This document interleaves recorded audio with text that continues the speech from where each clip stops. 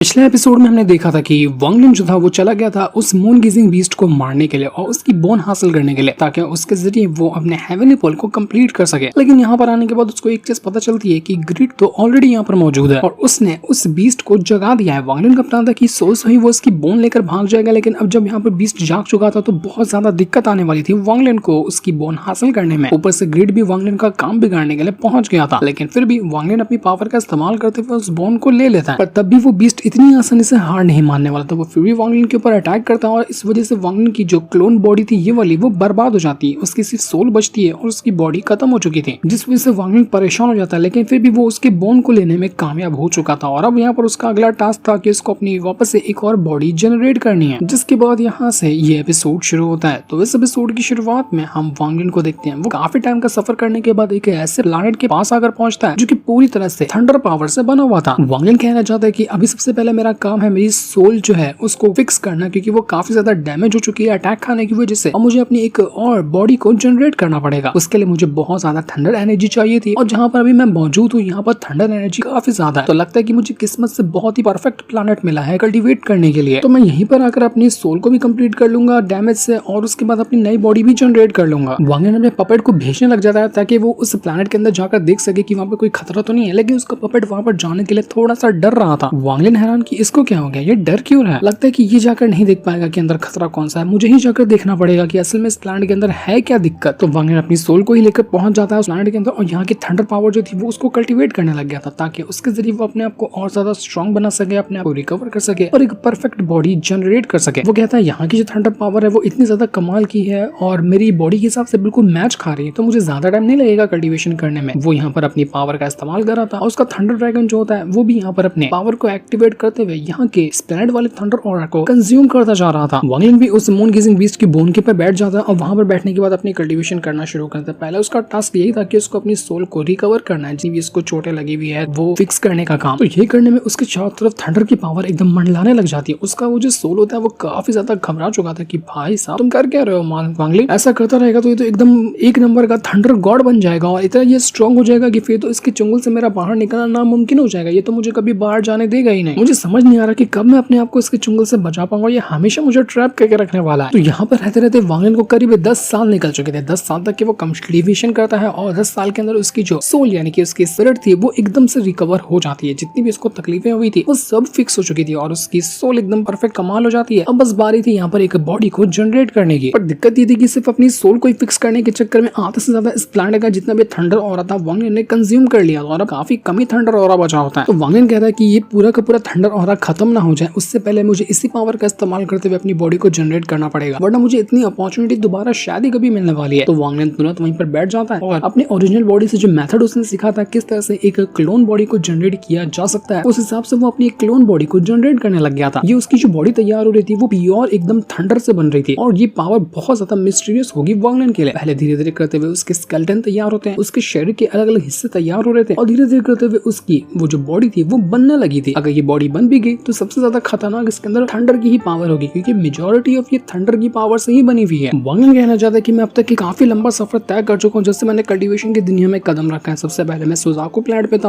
वहां पर से भी कई सारे दुश्मनों को मोल ले लिया और अब मैं वहां से यहाँ आया हूँ तो यहाँ पर भी मेरे कई सारे दुश्मन बन चुके हैं। इनमें से कई बार मैंने अपनी बॉडी को डिस्ट्रॉय कर दिया। इतनी बार ऐसे सिचुएशन में फंसा हूँ कि बस मेरी अब जान ही जाने वाली थी, लेकिन अभी तक कि मैं जिंदा हूँ और आगे भी मेहनत करते हुए खुद को और ज्यादा स्ट्रॉन्ग बनाने के रास्ते पे चलता जा रहा हूँ। मुझे फर्क नहीं पड़ता कि आगे का रास्ता कितना भी ज्यादा खतरनाक क्यों ना हो, लेकिन अगर मुझे मेरे ऊपर कॉन्फिडेंस है तो मैं सब कुछ हासिल कर सकता हूँ। मेरे लिए ये तकलीफ ये कोई भी चीज मायने नहीं रखती। दर्द क्या होता है उसको तो मैंने कभी महसूस ही नहीं किया। वांग लिन की पूरी जो बॉडी थी एक थंडर क्रिस्टल के अंदर कन्वर्ट होने लग जाती है। उसकी पूरी बॉडी यहाँ पर जो तैयार हुई थी ना वो एक थंडर क्रिस्टल में पहले कन्वर्ट होता है, जहाँ पर उसके शरीर के हिस्से बन रहे थे और धीरे धीरे करते हुए उसका शरीर एक तैयार हो रहा था। और ये जो काम कर रहा था ना वांग लिन वो इतना छोटा सा काम नहीं था कि एक दिन 2 दिन या 1 महीने 1 साल में वो कर ले। टोटल उसको यहाँ पर करीब 60 साल लग जाते हैं कल्टीवेशन करते हुए अपनी बॉडी को जनरेट करते हुए, और इतने टाइम तक कि वो एक ककून के अंदर चला गया था। जैसे कि ककून होता है और उसको फाड़कर बटरफ्लाई बाहर निकल कर आती है ना, तो वैसे ही अब यहाँ पर ककून के अंदर वांग लिन जा चुका था और उसको फाड़कर जब वो बाहर निकल कर आएगा तो वो एक नई बॉडी के साथ होगा। ठीक है, ऐसा काम पहले भी वांग लिन कर चुका है जब उसने इस वाले क्लोन को बनाया था जो अभी डिस्ट्रॉय हुआ। तो जब नई बॉडी जनरेट होती है तो उसका यही वाला प्रोसेस होता है और अब वांग लिन ककून के अंदर जा चुका था और बारी थी ककून के फटने की। धीरे धीरे करते हुए उसका जो ककून होता है वो यहाँ पर फटना भी शुरू हो चुका था, मतलब बॉडी तैयार हो गई है, बस अब ककून फटेगा और हमें नया वांग लिन देखने को मिलेगा। मिलेगा। उसका थंडर ड्रैगन बड़ा खुश होता है कि चलो मेरा जो मास्टर है वो यहाँ पर अब एक नई बॉडी के साथ, एक नए अवतार के साथ और एक नई पावर के साथ तैयार हो चुका है दुश्मनों को उनकी औकात दिखाने के लिए। वांग लिन की पावर काफी ज्यादा स्ट्रॉन्ग लग रही थी पहले से, और उसका जो इस वाला लुक होता है नई बॉडी का वो भी बहुत ज्यादा कमाल का था। उसके काले बाल थे और पहले उसके वाइट बाल हुआ करते थे, लेकिन इस बार जो उसका लुक था वो काले बालों वाला था और ये लुक उसका सूट भी कर रहा था, क्योंकि ऐसे लुक में हमने पहले के टाइम पे वांग लिन को देखा है। जब शुरुआत में वो अपनी कल्टीवेशन करता था तो उस टाइम उसके काले बाल हुआ करते थे, और जब ये बॉडी तैयार हुई ना उसके अंदर इतनी कमाल की डिवाइन थंडर टेक्निक आ चुकी है, यानी कि आगे चलकर वांग लिन अपनी थंडर पावर को इतना अच्छे से यूज कर पाएगा जिसका कोई हिसाब भी नहीं होगा। एक थंडर बॉडी एक इंडिस्ट्रक्टेबल दाव को कल्टीवेट करने के लिए बहुत ज्यादा कमाल की होती है। वांग लिन का अगला जो दाव की पावर होगी वो इंडिस्ट्रक्टेबल हो सकती है, यानी कि उसके दाव की पावर को कभी कोई अब तोड़ ही नहीं सकता, ऐसी हो जाएगी इस बॉडी के बाद वांग लिन की पावर। तो वांग लिन कहते हैं कि चलो ये वाला काम भी हो गया, मैंने अपने लिए एक बॉडी तैयार कर ली है, अब बारी है उस चीज को करने की जिसके लिए मैं सबसे ज्यादा एक्साइटेड हूँ, और वो है मेरे हेवनली पर्ल को कंप्लीट करने का। आज पहली बार जब ऐसा होगा कि मैं हेवनली पर्ल के सारे एलिमेंट को कंप्लीट करूंगा। ये करने के लिए मुझे मून गेजिंग बीस्ट की जो बोन है उसकी पावर को हेवनली पर्ल के अंदर डालना होगा। तो वांग लिन यहाँ पर ये काम करना शुरू कर देता है और अपने सोल फ्लैग को भी वो बाहर निकाल लेता है। वो पहले पूरी प्रिपरेशन करा था क्योंकि उसको नहीं पता कि जब हेवनली पर्ल कंप्लीट होगा तो कौन सी यहाँ पर तबाही आ सकती है, ये कुछ तो खतरनाक हो सकता है। इसलिए वांग लिन ने पहले से अपनी पूरी प्रिपरेशन तैयार कर ली थी, और जैसे जैसे ये काम हो रहा था वो यहाँ पर उस मून गेजिंग बीस्ट का जो बोन होता है उसकी पावर को लेता है और अपने हेवनली पर्ल के अंदर भरना शुरू कर देता है। उसकी पावर धीरे धीरे करते हुए हेवनली पर्ल एब्सॉर्ब कर रहा था, और वांग लिन की पावर से एक फर्नेस बना होता है वो उसके अंदर जाकर पहुंच चुका था। इस वजह से यहाँ पर ये जो प्रोसेस चल रहा था वो बहुत फास्ट तरीके से होने लग जाता है, मानो कि वांग लिन यहाँ पर एल्केमी कर रहा हो और एल्केमी के जरिए अपने हेवनली पर्ल को वो कंप्लीट कर रहा है। तो वांग लिन जब यहाँ पर उस प्लैनेट के अंदर गया था ना मून गेजिंग बीस्ट की बोन को हासिल करने के लिए, तो वहां पर उसको कुछ कमाल के ट्रेजर वगैरह भी मिले थे जो कि ऑलरेडी उस प्लैनेट पे मौजूद थे। हो सकता है कि पुराने वाले जो कल्टीवेटर वहां पर आकर फंस गए होंगे उनके होंगे। तो यहाँ पर वो ट्रेजर को वांग लिन चेक करने लग जाता है कि यहाँ पर ऐसी क्या चीज है जो मेरे काम आ सकती है। तो पहली जो टेक्निक उसको यहाँ पर मिली थी वो एक बहुत ही ज्यादा कमाल की होती है। अगर उस टेक्निक का इस्तेमाल किया जाए तो माउंटेन रिवर कुछ भी क्यों ना हो उसको आसानी से डिस्ट्रॉय किया जा सकता है। लेकिन दिक्कत ये थी कि अगर किसी कल्टीवेटर को ये टेक्निक कल्टीवेट करनी है ना तो मिनिमम वो होना चाहिए सेकंड स्टेप का कल्टीवेटर, यानी कि असेंडेंट रेल्म के आगे ये रेल्म वाला बंदा। अभी वांग लिन वहां पर नहीं पहुंचा है तो जिसका मतलब साफ है वो इस टेक्निक को कल्टीवेट नहीं कर सकता। वो भी मिनिमम रिक्वायरमेंट जो है वो उसको पूरा नहीं किया है। ये जो टेक्निक थी असल में छूट गई थी उस ग्रीड के हाथों से। तो वांग लिन ये देखकर हैरान रह जाता है कि कमाल की बात है कि आखिर ग्रीड के पास ये इतनी कमाल की टेक्निक आई कैसे, किसका उसने चुराया होगा ये टेक्निक, और इसके हाथों से वही प्लैनेट के अंदर ये टेक्निक छूट गई और अब ये टेक्निक मेरे हाथ लग गई जिसको मैं बाद में चलकर कल्टीवेट कर सकता हूँ। अब एक और दूसरी टेक्निक होती है, ये भी उस ग्रीड के पास से ही छूटी थी। तो ये टेक्निक भी एक बहुत ही कमाल की टेक्निक थी जिसका इस्तेमाल ग्रीड ने किया था जब वो उस मून गेजिंग बीस्ट के अटैक को रोक रहा था, और काफी हद तक उसने कुछ पल के लिए वो अटैक रोक भी लिया था। तो वांग लिन कहता है कि मानना पड़ेगा ये वाली टेक्निक भी बड़ी कमाल की है जो कुछ टाइम तक तो यहाँ पर मून गेजिंग बीस्ट के अटैक को रोक ली, मतलब कि नॉर्मल कल्टीवेटर जो असेंडेंट के आसपास होंगे वो उनके अटैक को काफी अच्छे से रोक सकता है। पर दिक्कत ये है कि ये जो टेक्निक है ना वो आधी फट चुकी है। जब उस बीस्ट ने ग्रीड के ऊपर अटैक किया था तो अटैक के दौरान ही ये टेक्निक थोड़ी सी फट गई थी, जिसका मतलब मैं ठीक तरह से इसका इस्तेमाल नहीं कर सकता और ये उतनी ज्यादा इफेक्टिव भी नहीं रहेगी। लेकिन फिर भी अपने पास तो मैं रख ही सकता हूँ उसको। हो सकता है कि आगे चलकर मुझे कोई तरीका मिल जाए जिसके जरिए मैं इसको रिपेयर कर सकता हूँ, तो फिर तो मेरे लिए ये फायदेमंद चीज साबित होगी। तो वांग लिन यहाँ पर उस टेक्निक को भी अपने पास रख लेता है। अब बारी थी एक और वो टेक्निक देखने की जिसके जरिए उस ग्रीड ने एक अजीब सी सोल को समन किया था। वो सोल बड़ी कमाल की थी जो सीधा जाकर भिड़ गई थी उस मून गेजिंग बीस्ट के साथ मुकाबला करने के लिए। तो जिस ट्रेजर के जरिए उस ग्रीड ने वो सोल को समन किया था ना, वांग लिन के पास वो ट्रेजर होता है जो कि उसने उसके पास से लिया था। अब हालांकि वांग लिन को यहाँ पर ये टेक्निक बड़ी कमाल की लगी थी कि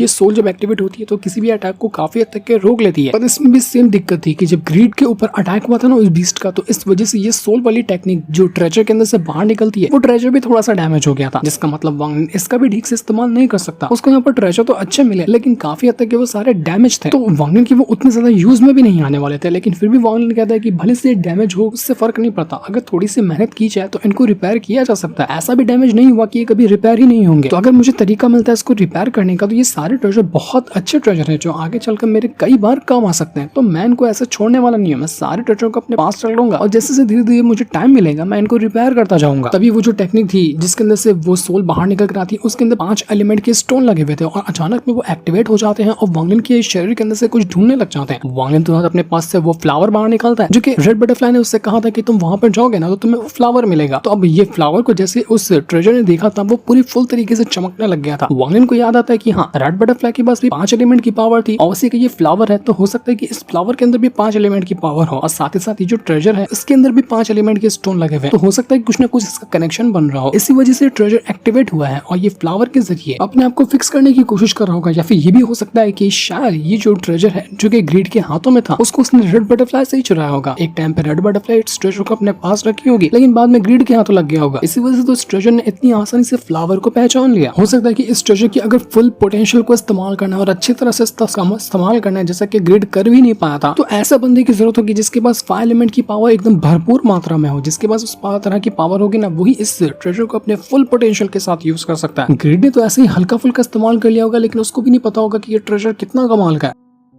तो वांग लिन कहते हैं कि सबसे ज्यादा पसंद तो मुझे यही वाला ट्रेजर है, मैं देखता हूँ कि आगे चलकर इसको कैसे पूरी तरह से फिक्स कर सकता हूँ और कैसे इसको एकदम कंप्लीट कर सकता हूँ, क्योंकि अगर मैं इसको कंप्लीट कर लूँ तो मुझे लगता है कि ये मुझे बहुत ही कमाल की टेक्निक बना कर देगा जिसका इस्तेमाल मैं किसी भी दुश्मन के ऊपर कर सकता हूँ। तो मैं इसको सबसे पहले फिक्स करने के बारे में सोचूंगा। तो वांग लिन के बाद जितने भी ट्रेजर मिले थे ग्रीड के हाथों से वो सबको चेक कर चुका था, जिनमें से कुछ भी उसको ऐसा नहीं मिला जिसको वो अभी कल्टिवेट कर सकता है। जो मिले वो डैमेज थे और जो अच्छे थे उनको वहाँ पर वांग लिन अभी कल्टिवेट करने के लायक नहीं हुआ था, उसको और ज्यादा स्ट्रॉन्ग बनना पड़ेगा तब जाकर वो उसको कल्टीवेट कर पाएगा। तभी देखते ही देखते वहां की जो पूरी जमीन थी वो हिलना शुरू हो जाती है और ये इस ओर इशारा कर रहा था कि शायद वो जो हेवनली पर्ल है बस अब यहाँ पर कुछ टाइम के अंदर कंप्लीट होने वाला है। उसके अंदर से बहुत ज्यादा भयंकर तरीके की पावर बाहर निकल कर आ रही थी और सारी की सारी पावर जो होती है वो हेवनली पर्ल के अंदर जाती थी। वांग लिन कहना चाहता कि बस एक स्टेप और बचा हुआ है, उसके बाद ये हेवनली पर्ल कंप्लीट हो जाएगा, जिस स्टेप को मैं बस अभी यहाँ पर पूरा करने वाला हूँ। वांग लिन को वो भी टाइम याद आ रहा था जब पहली बार उसको यहाँ पर वह हेवनली पर्ल मिला था, कितना टाइम उसने इसके साथ गुजारा, कितनी बार यहाँ पर उस हेवनली पर्ल ने उसकी मदद की है और आज यहाँ पर वांग लिन उसको पूरी तरह से कंप्लीट करके देखने वाला है कि असल में इस हेवनली पर्ल की जो ओरिजिनल पावर है वो कितनी ज्यादा है। वांग लिन कहता है कि न जाने कितने 100 सालों से ये हेवनली पर्ल मेरे पास है लेकिन आज तक की इसकी मिस्ट्री क्या है, इसका बैकग्राउंड क्या है, इसका ओरिजिन क्या है, मैं इसके बारे में कुछ भी नहीं जानता। सिर्फ मुझे इतना पता है कि ये हेवनली पर्ल है जो कि बहुत ज्यादा स्ट्रॉन्ग है, 5 एलिमेंट की पावर इसके अंदर मौजूद है। अब ये फुल जब होगा तभी मुझे पता चलेगा कि इसका असल में सीक्रेट है क्या चीज। लेकिन ये बात तो है कि मैंने बहुत एफर्ट लगाया है इसके ऊपर, इसके हर एक एलिमेंट को कंप्लीट करने के लिए मुझे कितना 100 साल लग गए, लेकिन आखिरकार मैंने जाकर इसके पांचों के पांचों एलिमेंट को कंप्लीट किया। तो अब तो इस पर मेरा हक बनता है कि मैं देखूं असल में यहाँ पर इस हेवनली पर्ल के अंदर है क्या। वो कहने लग जाता है हेवनली पर्ल से कि चलो तैयार हो जाओ अपने राज खोलने के लिए, मैंने इतनी मेहनत लगाई है तुम्हारे ऊपर, इतना तो मैं डिजर्व करता ही हूँ ना, मुझे बताओ कि तुम क्या राज छुपा कर रखे हो अपने अंदर। तो जैसे हेवनली पर्ल कंप्लीट हुआ था ना, आसमान को फाड़ते हुए एक एनर्जी बाहर निकल कर आती है। वो एनर्जी इतनी स्ट्रॉन्ग थी कि जो पूरा प्लैनेट था ना वो एक तरफ से फट जाता है, मतलब अगर और ज्यादा भयंकर तरीके से एनर्जी एक्टिवेट हुई होती तो पूरा प्लैनेट ही डिस्ट्रॉय हो जाता, वो भी सिर्फ एक अटैक की वजह से हेवनली पर्ल के। जो चीज ये तो दर्शा रही थी कि हेवनली पर्ल अब जब कंप्लीट हुआ ना तो वो इतना स्ट्रॉन्ग हो चुका है कि उसको हैंडल कर पाना भी वांग लिन के लिए थोड़ा सा मुश्किल हो गया। वांग लिन हैरान रह जाते कि ये क्या हुआ अभी अचानक में। वो अभी यहाँ पर कुछ सोच समझ ही रहा था कि असल में ये है क्या, अभी यहाँ पर हुआ क्या, कि तभी आसमान के अंदर एक पर्पल कलर का गेट एक्टिवेट हो जाता है। ये गेट काफी ज्यादा मिस्टीरियस लग रहा था। वांग लिन कहता है कि अबे ये क्या है, ये गेट कहाँ से आ गया आसमान के ऊपर, ये गेट कहाँ जाने का है, कहाँ के लिए ये गेट खुलता है। उस गेट के अंदर से ऐसी पावर बाहर निकल कर आ रही थी, ऐसा प्रेशर उसके अंदर से बाहर निकल कर आ रहा था कि वांग लिन वहां पर खड़ा ही नहीं हो पाता। वो प्रेशर वांग लिन को भी जमीन के अंदर धंसा देगा, इतना ज्यादा हाई लेवल का प्रेशर था। वांग लिन भी हैरान रह जाता है कि यार इतना ज्यादा प्रेशर कैसे आ रहा है इसके अंदर से, आखिर ये किस तरह का प्रेशर है, क्या ये हेवनली पर्ल की पावर का प्रेशर है या फिर ये गेट का प्रेशर है, असल में यहाँ पर चल क्या रहा है वांग लिन को समझ में नहीं आ रहा था। जो भी चीज यहाँ पर मौजूद थी, जो भी प्रेशर आ रहा था ना, वो वांग लिन को अपने सामने झुकाने की कोशिश कर रहा था ताकि वो उस गेट के सामने झुक जाए। पर वांग लिन किसी के सामने झुक जाए ऐसा थोड़ी ना पॉसिबल है, वो पूरी जान लगाकर अपने आप को झुकने से रोक रहा होता है। लेकिन फिर भी वांग लिन कहने लग जाता है कि शायद इतने सालों से तुम मेरे साथ रहे हो लेकिन फिर भी तुम्हें नहीं पता कि मैं किसी के सामने झुकता नहीं हूँ। तो आखिर तुमने कैसे सोच लिया कि तुम्हारे ऑरा के प्रेशर के सामने मैं झुक जाऊंगा। मेरे जैसे इंसान को जब हेवन तक नहीं झुका पाया अपने सामने, तो हेवनली पर्ल तेरी क्या औकात है, तो मुझे कभी नहीं झुका सकता अपने सामने। तो ये ऑरा का प्रेशर मुझ पे गिराना छोड़ दे, तू कितना भी कुछ कोशिश क्यों ना कर ले, मैं कभी भी तेरे सामने नहीं झुकूंगा। ना कभी कोई डीमन ना कभी कोई हेवन मुझे अपने सामने झुकाने की हिम्मत किया ही नहीं है। वांग लिन अपनी पूरी जान लगा देता है और ये प्रेशर जो था ऑरा का वो लिटरली में बहुत ज्यादा डेंजरस था। वांग लिन की हालत खराब हो रही थी लेकिन फिर भी वो यहाँ पर हिम्मत करके खड़ा होता है और यहाँ पर वो उठने की कोशिश कर रहा था। वो कहने लग जाता है हेवनली पर्ल से कि तुझे एहसान मानना चाहिए कि मैंने इतने सालों की मेहनत लगाकर तुझे कंप्लीट किया है, तुझे यहाँ पर अपनी सारी की सारी पावर को महसूस करने का एक बार मौका दिया और इस मौके का तू इस तरह से मुझे सिला दे रहा है, तू मुझे खुद यहाँ पर मारने की कोशिश कर रहा है अपने ऑरा के प्रेशर से। तो एक बात याद रख कि अच्छों के लिए मैं जितना अच्छा हूँ ना उतना ही ज्यादा बुरा हूँ मैं बुरे लोगों के लिए या फिर बुरी चीज के लिए। और तूने जो मेरे साथ हरकत की है ना, मुझे फर्क नहीं पड़ता कि तू कितना भी स्ट्रॉन्ग हो, सच बता रहा अपने हाथों से तुझे डिस्ट्रॉय कर दूंगा। वांग लिन अपनी पावर का इस्तेमाल करता और सीधा एक ब्रूटल अटैक देकर मार देता है अपने हेवनली पर्ल के ऊपर कि भाड़ में जाता हूं, तू जब मुझे झुकाने की कोशिश कर रहा है तो मुझे तेरी जरूरत भी नहीं है। वो सीधा उस हेवनली पर्ल को डिस्ट्रॉय करने की कोशिश कर रहा था और जैसे ये अटैक लगता ना, गेट वेट सब लग रहा था कि फूट गया। यहाँ पर ऐसा धमाका होता है कि जिसका कोई हिसाब ही नहीं था, लेकिन जब धमाके का धुआं हटता है तो यहाँ पर कुछ भी नजर नहीं आ रहा था। पर जब धुआं हटता है तो वांग लिन देख पाता है कि अरे ये क्या, मेरे अटैक की वजह से ना गेट को कुछ हुआ ना यहाँ पर कुछ भी हुआ, सब कुछ वैसे का वैसा ही है। बस मैंने अपना अटैक कर दिया, मानो कि इस अटैक को इसने बड़ी आसानी से झेल लिया है। ये कैसे पॉसिबल है?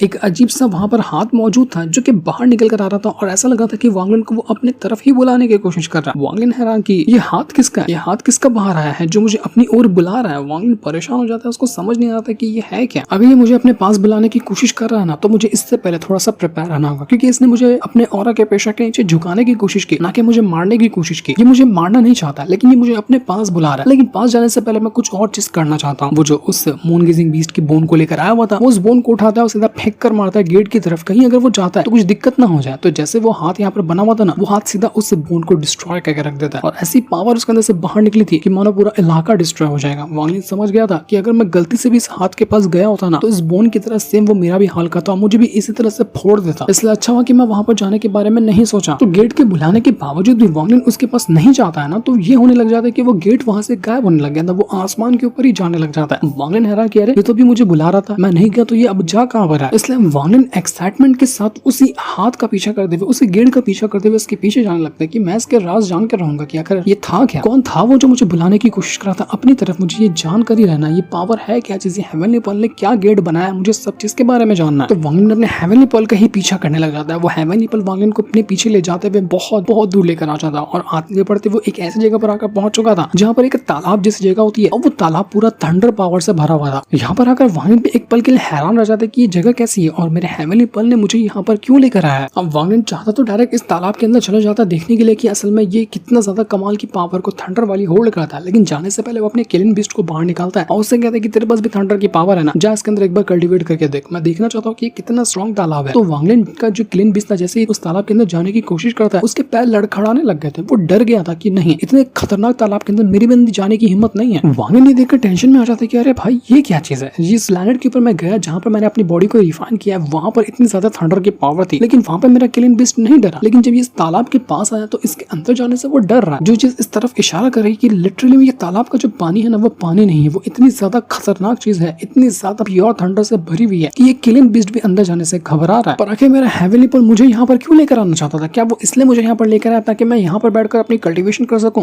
क्योंकि हाँ, मुझे अभी भी बहुत ज्यादा जरूरत है थंडर पावर की, जिसके जरिए मैं अपने आप को और ज्यादा स्ट्रॉन्ग बना सकता हूँ। तो हो सकता है कि मेरा हेवनली पर्ल मुझे उसको कंप्लीट करने पे यही गिफ्ट दिया हो कि जाके यहाँ पर मैं अपनी कल्टीवेशन कर सकता हूँ। वो जो सोल था वांग लिन से कहना चाहता है कि अरे मास्टर, आप उस तालाब के अंदर जा रहे हो ना, तो आप खुशी खुशी जाओ। मुझे लगता है कि तालाब की पावर इतनी ज्यादा है कि वो आपको अपने चपेटे में लेकर आपकी जान ले लेगी, उसके बाद तो मैं आजाद हो जाऊंगा, मुझे तो कोई डर नहीं, आप जाओ अंदर जाके डूब जाओ। तो वांग लिन उस तालाब के ऊपर ना करीब 4 से 5 कदम रखता है और 4 से 5 कदम रखने के बाद ही वांग लिन को इतना ज्यादा थंडर पावर लग रही थी कि वांग लिन कहता है कि नहीं यार, मेरी लिमिट यहाँ पर हो चुकी है, मैं इससे ज्यादा कदम और ज्यादा आगे नहीं बढ़ा सकता, वरना मेरा शरीर जो भी मैंने तैयार किया वो भी फट जाएगा इस पावर के सामने। तो मेरे ख्याल में मेरे लिए बेस्ट ऑप्शन नहीं है कि मैं यहीं पर बैठकर अपनी कल्टीवेशन करना शुरू कर दूं और इस जितनी भी पावर है ना थंडर की, जितना हो सकता है, जितनी मेरी बॉडी लिमिट में है उतना मैं ले जाऊं इसको। तो वांग लिन वहीं पर बैठकर ये पूरी की पूरी थंडर पावर थी ना, उसको कंट्रोल करना, उसको यहाँ पर कल्टीवेट करना शुरू कर देता है। तो वांग लिन यहाँ पर जितनी भी थंडर की पावर थी, उसका जो ओरिजिन फोर्स था ना, जिसके जरिए थंडर पावर बन रही थी, उसको कल्टीवेट करने लग जाता है। अब यहाँ पर वांग लिन ने ज्यादा भी उस पावर को कल्टीवेट नहीं किया होगा, थोड़ा ही क्या कल्टीवेट किया होगा कि एक बार फिर से उसका जो हेवनली पर्ल एक्टिवेट होता है और एक बार फिर से वो जो पूरा गेट वाला सिस्टम बना हुआ था ना, वो वापस से एक्टिवेट हो जाता है। तब जाकर वांग लिन को समझ में आता है कि अच्छा, तो हेवनली पर्ल मुझे ये बताने की कोशिश कर रहा था कि अगर मुझे ये गेट को एक बार फिर से ओपन करना है ना, तो मुझे इसके लिए बहुत ही हाई अमाउंट में थंडर पावर चाहिए। अगर मैं उसका इस्तेमाल करूं तो मैं जितनी बार चाहूं उतनी बार ये हेवनली पर्ल के जरिए इस गेट को ओपन कर सकता हूं। तो यही सिखाना चाह रहा था मेरा हेवनली पर्ल मुझे, और यही करने के लिए उसने मुझे यहाँ पर तालाब के पास लेकर आया। तो वांग लिन जब अपनी पावर को यूज किया था तो एक बार फिर से वो गेट ओपन हो जाता है। पिछली बार गेट ने उसको अपने पास बुलाया, वांग लिन नहीं जा पाया और गेट बंद हो गया, लेकिन इस बार उसको एक बार फिर से अपॉर्चुनिटी मिली है गेट के अंदर जाने की और गेट पे जाकर देखने की कि असल में यहाँ पर है क्या चीज और गेट की दूसरी तरफ है क्या जो वो वांगलिन को अपने पास बुला रहा है। लेकिन फिर भी वांगलिन को एक पल के लिए थोड़ी सी घबराहट तो हो ही रही थी कि यार असल में ये है क्या चीज, कौन सी चीज अंदर हो सकती है जिसका इतना ज्यादा बड़ा हाथ है जो मुझे बार बार अपने पास बुला रहा है। जब उसका हाथ ही इतना बड़ा है तो जो चीज अंदर होगी वो कितनी ज्यादा जायंट होगी। समझ नहीं आ रहा कि असल में अंदर चीज है तो है क्या। तो वांगलिन एक बार फिर से अपना दिमाग चलाता है और जितनी भी यहाँ पर थंडर पावर बची थी ना तालाब के अंदर से बाहर निकल कर आ रही थी वो सारी थंडर पावर को एक्टिवेट करता है और सीधा फेंक कर मारता है उस हाथ के ऊपर जो हाथ अभी बाहर निकला हुआ था। और थंडर पावर के जरिए वो उस हाथ को रोक लेता है क्योंकि अब जो भी गेट के अंदर घुसने की कोशिश करता है वो हाथ उसको डिस्ट्रॉय कर देता है ना। तो अब उस हाथ को थंडर पावर ने जकड़ लिया था। यही मौका बेस्ट था वांगलिन के पास गेट के अंदर जाकर देखने का। तो जैसे हाथ जकड़ाता है उस थंडर पावर के अंदर वांगलिन सीधा भाग जाता है गेट की तरफ ताकि वो अंदर घुस सके। तो उसको हाथ का भी मुकाबला नहीं करना पड़ेगा, वो गेट के अंदर भी जा सकता है। और सच में ऐसा लग रहा था कि वांगलिन उस गेट के अंदर आकर पहुंच चुका है। जैसे वो यहाँ पर आता वो देखकर हैरान हो जाता कि अबे ये क्या चीज है। वो कितनी अजीब और कितनी मिस्टीरियस जगह पर आ चुका था जहाँ पर कोई हिसाब ही नहीं था कि जगह कैसी है और यहाँ पर हो क्या रहा है। जैसे वांगलिन यहाँ पर कुछ सोच समझ पाता है कि तभी कई सारे अटैक आते हैं जो कि चारों तरफ से वांगलिन को यहाँ पर घेर चुके थे। वांगलिन इधर जाता उधर जाता, जहाँ पर भी जाता हर तरफ से अटैक ने आकर उसको चारों तरफ से घेर लिया था। वांगलिन हैरान कि ये है क्या, यहाँ पर तो मुझे कोई भी नजर नहीं आ रहा, लेकिन फिर कौन है जिसने मुझे इस अटैक के अंदर जकड़ लिया है पूरी तरह से और मैं कितनी भी कोशिश क्यों ना कर लो बाहर ही नहीं निकल पा रहा। वांगलिन थोड़ा सा परेशान हो जाता है कि चल क्या रहा है, मैं कैसी जगह पर आकर पहुंच चुका, क्या मैंने उस गेट के अंदर आकर गलती कर दी या मुझे यहाँ पर नहीं आना चाहिए था। जब यहाँ पर वांगलिन पूरी तरह से ट्रैप हो जाता ना तब वहाँ पर एक अजीब सी आवाज आती है। वो आवाज वांगलिन से कह रही थी कि क्या तुम दाव को समझना चाहते हो, उसको सीखना चाहते हो, उसके बारे में हर एक चीज जानकारी हासिल करना चाहते हो, तो मैं यहाँ पर तुम्हें वो बताने के लिए तैयार हूँ। मैं तुम्हारी दाव की अंडरस्टैंडिंग को पूरे फुल भी ले जाऊंगा, उसकी हर एक जानकारी तुम्हें बताऊंगा। तो वांगलिन यहाँ पर उसकी बातें ध्यान से सुनने लगा। वो आवाज यहाँ पर कह रही थी कि स्टार्स बनते हैं, जिंदगी बनती है और वो एक टाइम के अंदर खत्म हो जाती है। सब कुछ जो बना है सब कुछ को खत्म होना है और खत्म होने के बाद वो एक ऐसी जगह पर जाते हैं वहां पर से एक बार फिर से रीइंकार्नेशन का प्रोसेस शुरू हो जाए। लेकिन जो दाव को कल्टीवेट करता है उसके लिए लाइफ मायने नहीं रखती, उसके लिए मायने रखता है डेथ। लाइफ से डेथ का और डेथ से जो लाइफ का रास्ता है ना उसको कहा जाता है दाव, जो कि तुम्हारा खुद का दाव है। तुमने कल्टीवेट किया है लाइफ और डेथ के दाव को। लेकिन मैं तुम्हें बताना चाहता हूँ कि लाइफ और डेथ के बाद जो उसका अगला स्टेप आता है ना उसको कहा जाता है कर्मा, और उसके बाद जो आता है उसको कहा जाता है संसारा। वो भी एक तरह का दाव ही होता है जिसको तुम अपना लाइफ और डेथ का अगला स्टेप समझ सकते हो। वो आवाज वांगलिन को आगे ही बता दी कि दाव ना दुनिया की हर एक चीज के अंदर बनता है, हर एक चीज के अंदर दाव हो। अगर वो चीज के अंदर दाव ना होना तो उस चीज को हम ऐसा कह सकते हैं कि वो एग्जिस्ट ही नहीं करती। अगर तुम पहाड़ को देख लो उसके अंदर भी दाव मौजूद हो सकता है क्योंकि वो बनता है स्टोन से। जो स्टोन कभी बने होते हैं प्लैनेट से, कभी वो खत्म होते हैं और एक बार फिर से प्लैनेट बनते हैं, वो डिस्ट्रॉय होंगे तो वापस से उनको पहाड़ बनाया जा सकता है और इसी तरह से वापस से सब चीज की शुरुआत होती है। मानो बस एक लाइफ साइकिल, जो कि पहले पहाड़ था टूट गया फिर वापस से वो एक दूसरी तरह का पहाड़ बन सकता है। इसी तरह की मिसाल तुम पानी की भी ले सकते हो, इसी तरह की मिसाल तुम इंसानों की भी ले सकते हो कि एक इंसान मरता है तो उसके बाद वो एक बार फिर से रीइंकार्नेशन साइकिल के अंदर जाता है और दोबारा से उसका जन्म हो सकता है। लेकिन लाइफ और डेथ सबसे पहला स्टेप होता है, उसके बाद उस कर्मा के स्टेप से भी गुजरना पड़ता है कि उसने किस तरह के काम किए हैं। जब एक कल्टीवेटर अपनी दाव की प्रैक्टिस करना शुरू करता है तो उसको पता होता है कि दाव किस तरह से क्रिएट होता है, किस तरह से उसको कंट्रोल किया जा सकता है। और जब वो कल्टीवेटर अपने पीक पर चला जाता है, उसने सारी अंडरस्टैंडिंग हासिल कर ली होती है दाव की, तो खुद वो समझ जाता है कि आखिर दाव का जो असल मतलब है उसकी जिंदगी में वो क्या है। थोड़ी जो यहाँ पर बातें थी वो काफी ज्यादा कंफ्यूजिंग भी थी और थोड़ी सी ज्यादा फिलोसफिकल बातें थी जिसको समझ पाना थोड़ा सा टफ होगा। लेकिन सिंपल वर्ड्स में यही कहे कि वो जो आवाज थे वो वांगलिन को उसके दाव के बारे में कि उसका क्या मतलब हो सकता है, उसकी अहमियत क्या हो सकती है, ये बताने की कोशिश कर रहा था। और जब पूरी अंडरस्टैंडिंग दे देता है वो वांगलिन को कि चलो अब वांगलिन को काफी हद तक दाव की अंडरस्टैंडिंग हो चुकी है, तो उसके बाद उसको वो उस जगह पे भेजता है जो जगह को वांगलिन गेट के बाहर से देख पा रहा था। मतलब हर तरफ पर्पल एनर्जी थी और वहां पर जाकर उस आवाज ने वांगलिन को धकेल दिया था क्योंकि गेट के अंदर घुसने के बाद वो एक अजीब मिस्टीरियस जगह पर आ गया जहाँ पर वो आवाज से उसकी मुलाकात हुई। लेकिन अब वो असल में पहुंचा था गेट के दूसरी साइड में जहाँ पर से वो हाथ था और जहाँ पर वो आना चाह रहा था राज जानने के लिए अपने हेवनली पोल के। तो ये जगह पूरी तरह से पर्पल बनी हुई थी और यहाँ पर वांगलिन को पता नहीं चलता कि ये जगह है कैसे और यहाँ पर क्या चीज से उसकी मुलाकात हो सकती है। तो वांगलिन अपने चारों तरफ नजर घुमा रहा था कि उसको यहाँ पर क्या क्या नजर आ सकता है। तो जैसे वो नजर घुमाता उसके सामने एक फिगर नजर आती जो कि बिल्कुल हूबहू किसी इंसान जैसा लग रहा था। वांगलिन देखकर थोड़ा सा परेशान हो जाता है कि इंसान यहाँ पर कैसे आया, आखिर ये है कौन और यहाँ पर ये आया क्यों है। लेकिन वांगलिन की तरह हमें भी नहीं बताया जाता कि वो इंसान था कौन और यहाँ पर उसके रहने का मतलब है क्या और क्या करना चाहता है वो वांगलिन के साथ, क्यों वो वांगलिन को अपने पास बुला रहा था। ये सारी चीजें हमें पता चलेगी नेक्स्ट एपिसोड के अंदर, जो कि काफी ज्यादा मजेदार और काफी ज्यादा मिस्टीरियस भी हो सकता है। तो हमने अपने सेकंड चैनल पे एक कमाल की सीरीज एक्सप्लेन की है जिसकी स्टोरी लाइन बिल्कुल वांगलिन की तरह ही है क्योंकि उसका मेन कैरेक्टर जो है वो भी वांगलिन जैसा एकदम कमाल के एटीट्यूड वाला और इतना स्ट्रॉन्ग कि अकेले पूरे सेक्ट को डिस्ट्रॉय कर सकता है। अगर वांगलिन जैसे ही बैड एस बंदे की और एकदम कमाल की कहानी चाहिए तो हमने वो सीरीज जो नेक्स्ट चैनल पे एक्सप्लेन की है उसका लिंक मैं यहाँ पर लगा दूंगा, आप उस सीरीज को भी जाकर देख सकते हैं। उम्मीद है वो सीरीज आपको बहुत ज्यादा पसंद आने वाली है। तो मिलते हैं अगले हफ्ते रेनेगेड इमॉर्टल के नए एपिसोड के साथ, जिससे इनको दिखाते साथ ही ये वाला एपिसोड यहीं पर एंड हो जाता है। Thanks for watching.